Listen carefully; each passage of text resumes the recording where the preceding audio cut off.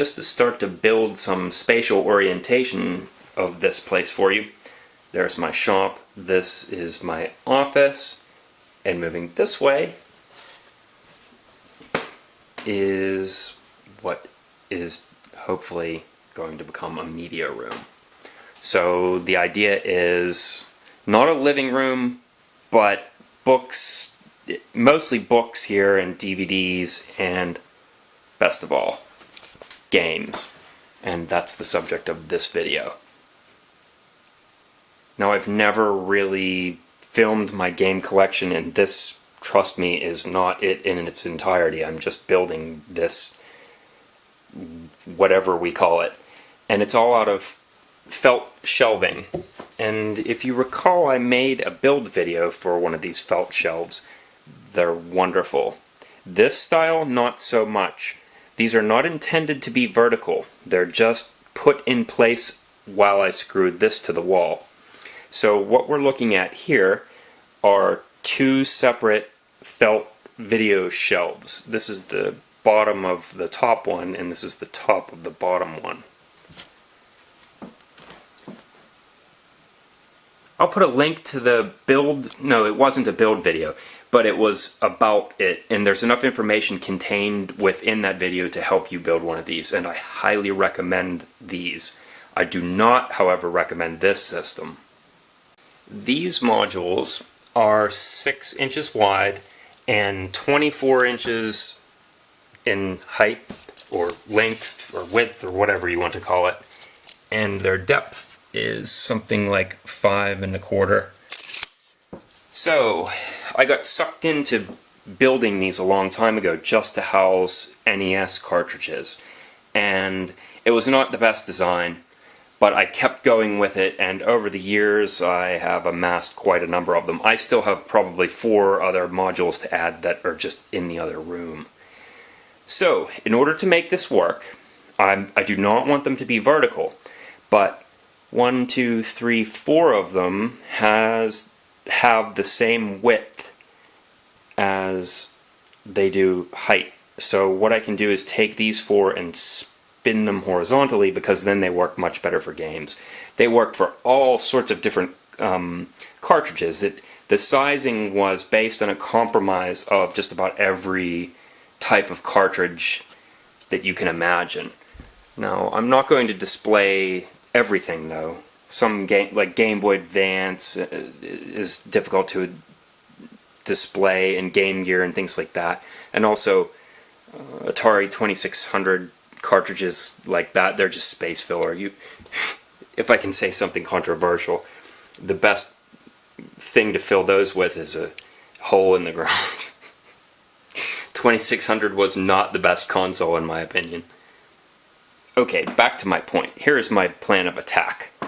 The bottom main shelf will be for Xbox only, and the top one will be for 6th and 7th generation games. I will be fastening this to the wall by screws, and that should hold that bottom one in place by friction fit. It will also squeeze all these nice and tight against the wall. However, because of the baseboard, I have 2 options. Either cut the baseboard out, or just make one custom module that stops at that height. Now, as I've already said, this system works better when the modules are turned horizontally. So, if I can turn these 4 horizontally, and then have 2 or 3 verticals rather, then it will enable me to put a linkage row in that's horizontal here. So I'll also have to cut a custom module that... Okay, better to just explain by showing. Notice that a module goes to there. It covers the width of 4 of them, but now I still have 3 remaining. So in order to get a horizontal row here, I can use one full one, and then I'll have to cut a custom one that goes there. That will link all of it together. If you've ever seen the way that 2x4s are shipped, Next time you're at the home center, watch. They'll stack up so many rows and then they'll put, I can't remember what they're called. We always used to call them dilly strips or dilly bars. But what they are is they run perpendicular to the arrangement of the 2x4s, and that causes them to make a more solid structure. I want to use the same idea here. And then I'll put another, I don't know, section in, and then look how convenient this is. Oh, these are expensive. And then I'll put my capstone in here. Top shelf games all the way across the top. So my goal was to put a screw here and here into a stud, and this one's already done. How I locate the stud? A pack of rare earth magnets with some masking tape.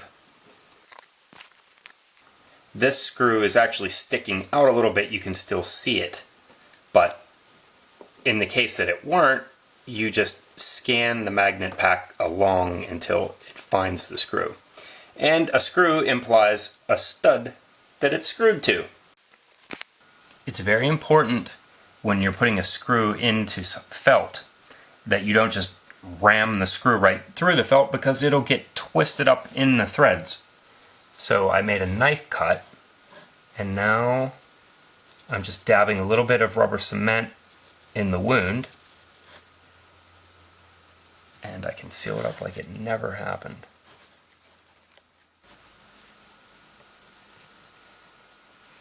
Good as new. Good thing I have video evidence of how I did this. But I suppose I could use the magnets to locate my screws again. So I'm sorry that I have nothing else to offer you, but I think it's cool enough just as a proof of concept and as an idea that it was worth sharing with you. And when it's all done, I'll make another video that shows how it turned out. This is kind of a neat feature, so as to not label me as quite such the obsessive dork. It all but disappears when you come out of the room. So because it's a passion that borders on obsession, it's nice to squirrel it away around one little tidy corner. Then it doesn't seem so bizarre, I guess. But oddly enough, the games themselves aren't the aspect of this hobby that's so invasive. It's the consoles. That's the storage problem. All the consoles and wirings and hookups and controllers are the thing that takes up lots of space. So unless you're really dedicated, I would advise you to stick to just a 1 or 2 or 3 systems and use emulators for the rest of these, because it can be really painful to take this up as a hobby. And to be perfectly honest, if you aren't Gen X or Gen Y, it's a bit late to get into the hobby, because while many of these games I picked up over the years at flea markets and in odd places for 50 cents a piece or so, now some of them are just ridiculous. Here, just the first one that comes to mind, this Ninja 5.0. It was I don't know, just a couple dollars in the box complete. Now it's several $100s. So it's a strange market. Okay, see ya.